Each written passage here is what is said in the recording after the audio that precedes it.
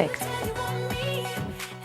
Iubitul Elsei, tânăra care a murit în flăcările de la Colectiv, a găsit puterea să vorbească și să acuze. Cetățean britanic Dwayne le-a povestit reporterilor observatori ce a văzut în săptămânile în care a stat alături de Elsa la spital. S-a îngrozit de condițiile din saloane, s-a îngrozit de tot ce înseamnă sistemul sanitar românesc. Spune că România i-a furat-o pe Elsa, tânăra care urma să devină soție și alături de care își dorea un copil.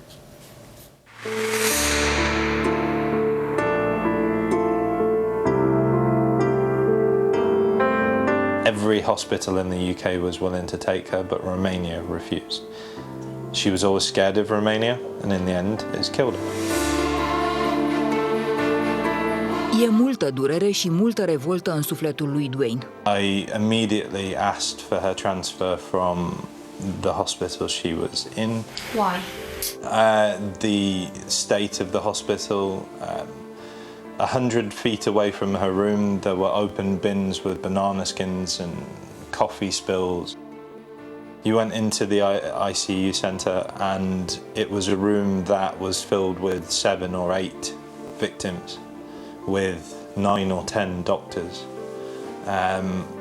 There was blood, there was gore, there were burns that were being dressed, there was many different things going on inside the room. But we were allowed to visit twice a day. Now, if you imagine 7 or 8 people, that's 16 people a day going in and out of that room. Rezervă există într-o unitate specializată pentru pași, nu într-un spital de urgență. Era adecvat locul acela pentru ei?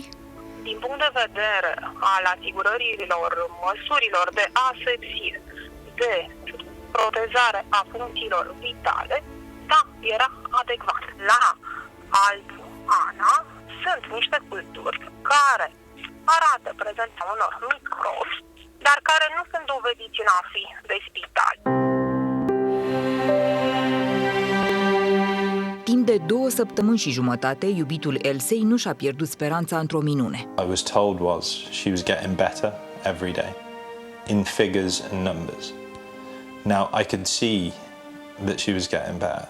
The heart rate was fine, the blood pressure was fine, oxygenation was getting better. Albu Ana a avut parametri ventilatori foarte mari, care nu puteau fi acordați pe transport de către un ventilator de transport. Viața ei ar fi fost pusă în pericol.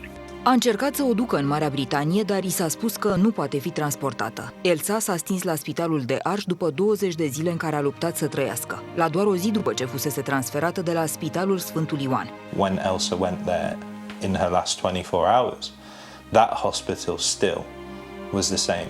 It was still dirty. It was still not individual cubicles. It was still 2 or 3 beds to a room, different patients with different symptoms and different levels of burns. Adi, fratele Elsei, este internat la Elias. Dwayne spune că a avut noroc că a fost transferat în străinătate. Spitalul din Viena îi dă dreptul la viață. I've been to Adi's hospital.